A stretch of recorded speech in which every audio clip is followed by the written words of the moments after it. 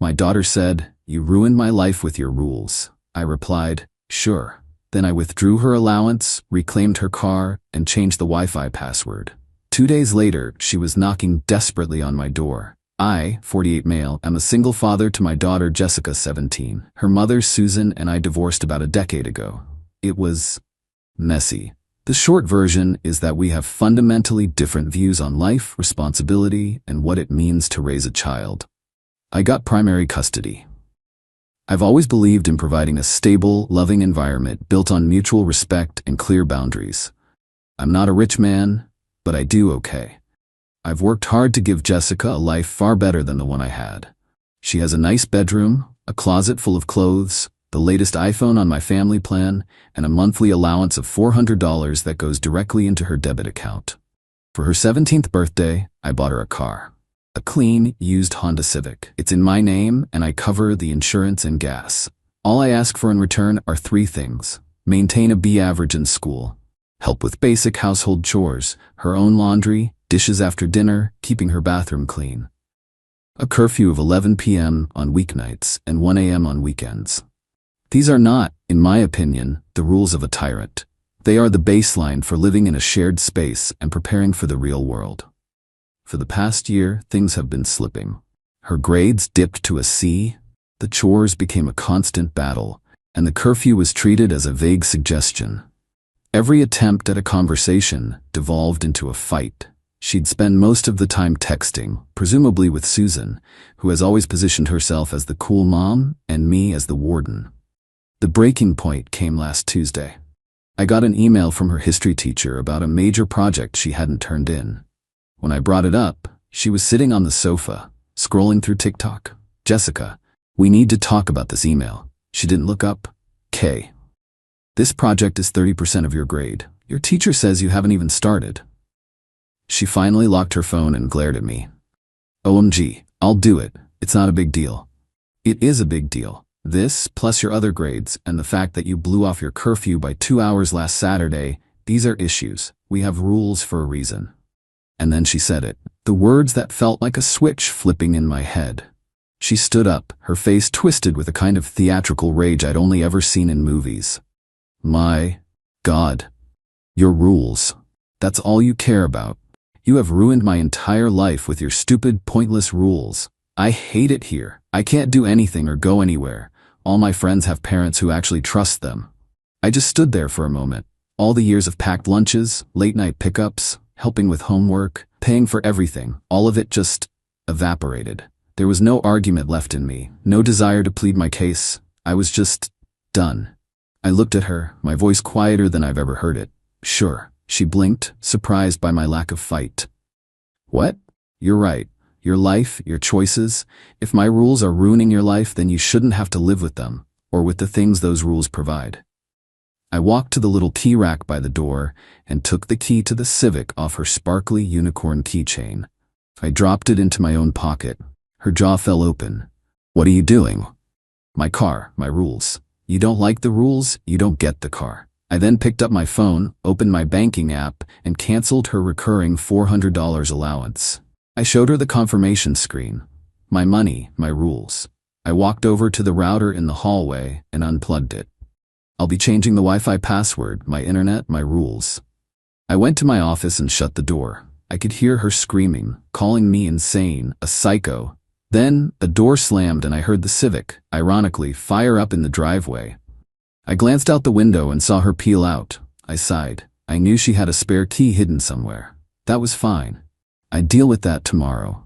About 30 minutes later, my phone buzzed incessantly. It was Susan. I let it go to voicemail. The message was exactly what you'd expect. A screeching tirade about how I was a monster engaging in financial abuse. Jessica didn't come home that night, or the next day. I knew she was at her mom's.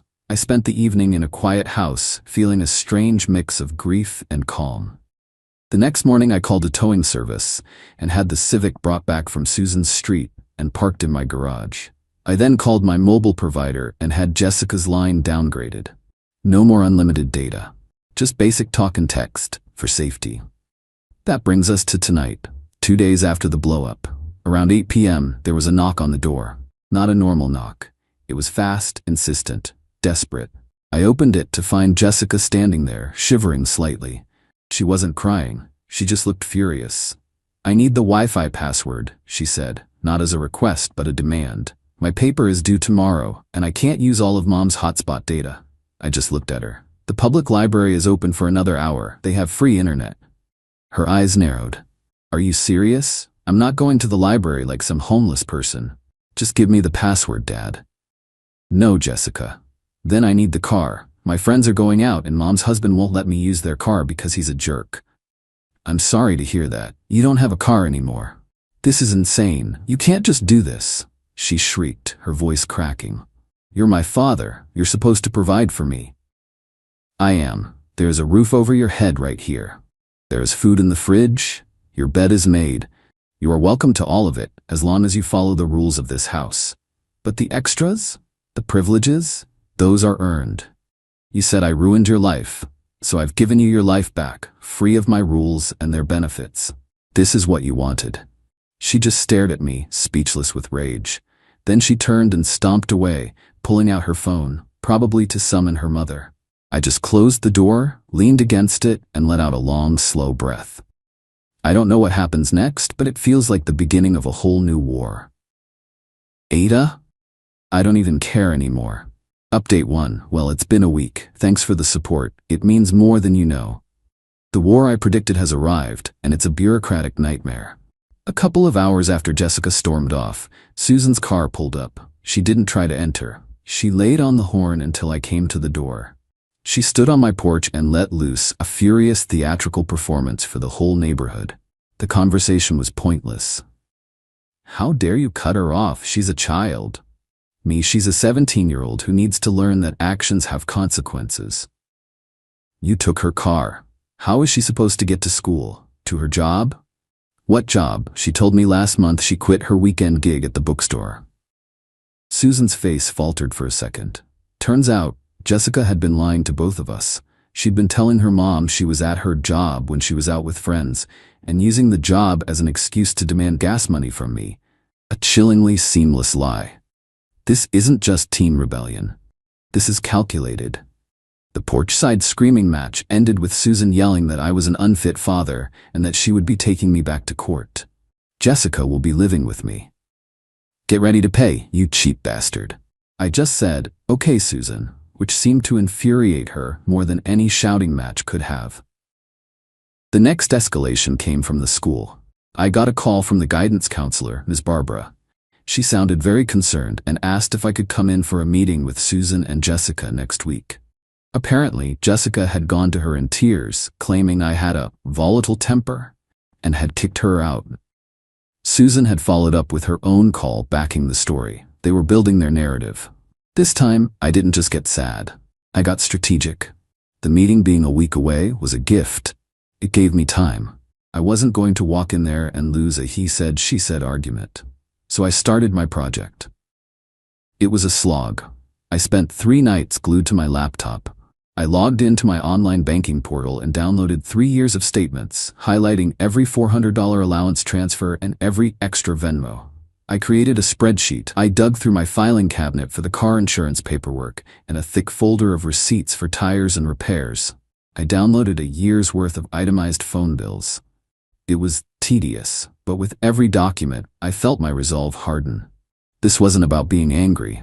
It was about presenting the truth so plainly it couldn't be denied.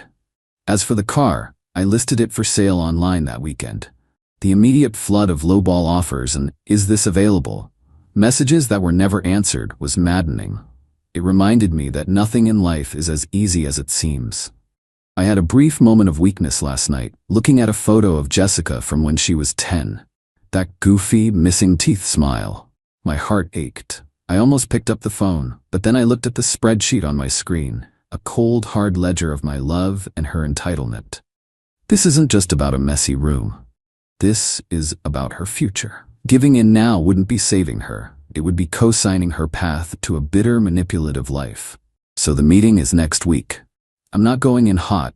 I'm going in with a file folder and the quiet confidence of a man who has done his homework. Update 2. The meeting with Ms. Barbara is over. It went about as expected. I walked into her office. Susan and Jessica were already there, in full victim and savior mode. Jessica looked down while Susan gave me a smug, pitying look. Miss Barbara started, all gentle tones, relaying their story. My supposed rage, the unfairness of the rules, how I'd thrown Jessica out. Susan added her commentary about my pattern of financial control. I let them finish. When Miss Barbara turned to me and asked for my response, I simply opened my file folder. I'd like to provide some context, I said calmly. I passed her the teacher's email, the list of house rules, and then the financial spreadsheet. Here is a detailed accounting of the controls Susan mentioned. As you can see, it amounts to over $9,000 in non-essential support in the last 12 months. This is the cost of the privileges my daughter believes she is entitled to. Miss Barbara's eyes widened as she scanned the documents. Jessica refused to look. And regarding the car, I continued, it was a privilege. I found out Jessica was lying about having a job to use it.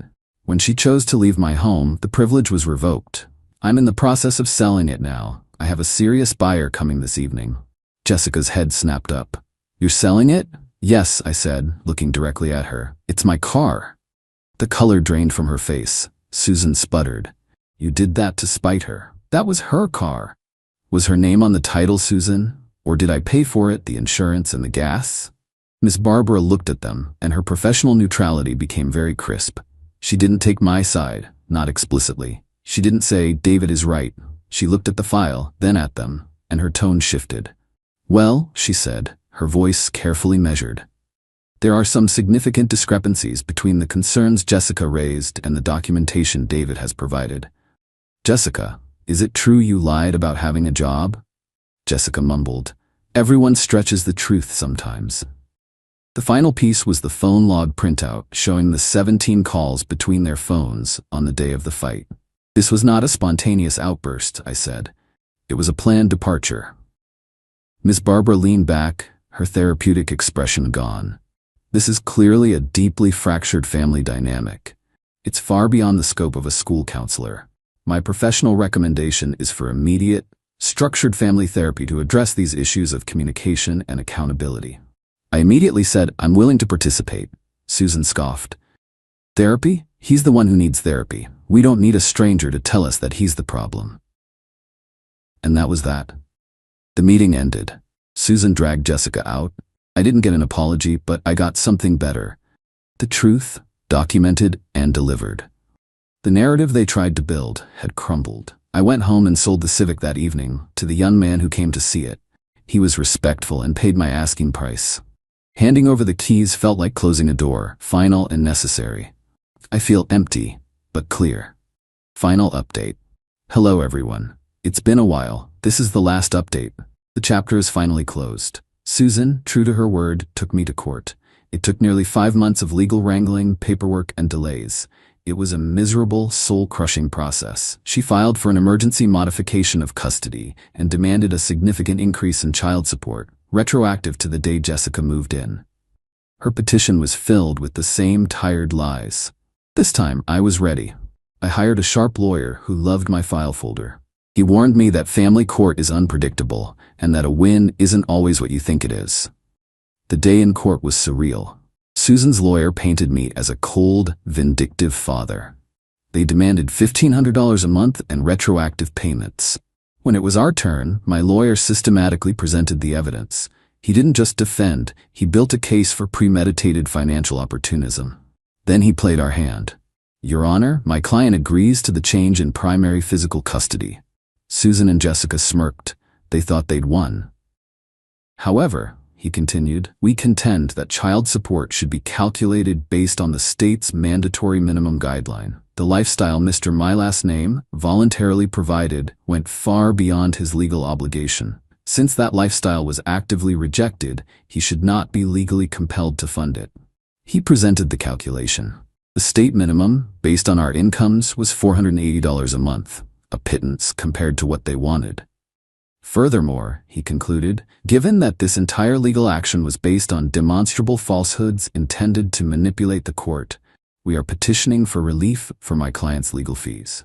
The judge, a stern-looking woman, reviewed everything. Her ruling was a masterclass in judicial cold water. She gave Susan a blistering lecture on using the court system as a tool for vengeance. She granted the custody change. She ordered me to pay the state minimum of $480 per month, ending upon Jessica's 18th birthday. She denied the retroactive support. Finally, she addressed the legal fees. She didn't award me 100% of my fees, but she did find that the petition was largely frivolous and brought in bad faith, and ordered Susan to reimburse me for a significant portion of my costs, about $4,500 of the $6,000 I had spent. The silence on their side was deafening. Susan looked like she'd been punched. She had won custody of a resentful teenager and had not only failed to get her payday, but was now thousands of dollars in debt to me. Jessica finally looked up, and for the first time, I think she understood the magnitude of the consequences. The fallout was predictable. I get a check for my legal fees every month. I pay my $480 in child support. Jessica reached out a month ago. A text, "Can I come home?" It hurt to type my reply. "My home and my rules have always been here for you. Are you ready to accept them?" She replied, "But can I have my car back?" She still didn't get it. Denial is a powerful thing. My response was my final one. "The car is gone, Jessica. I told you that. The choice is about whether you want to be a part of this family, not what you can get out of it." She never replied. I hear through the grapevine she's working at a fast food place, saving money. Her mom makes her contribute to rent. She's living the consequences. Maybe one day it will forge her into a responsible adult, or maybe not. My house is quiet. I use the money from the car sale to remodel my kitchen. I've reconnected with old friends. I'm even dating someone new. Life is moving forward. It's a different life, with a Jessica-shaped hole that still aches, but it's a life free of manipulation. I didn't get a Hollywood ending. I got a real one, where justice wasn't a lightning bolt but the slow, grinding arrival of inevitable consequences. And for the first time in a very long time, I am at peace.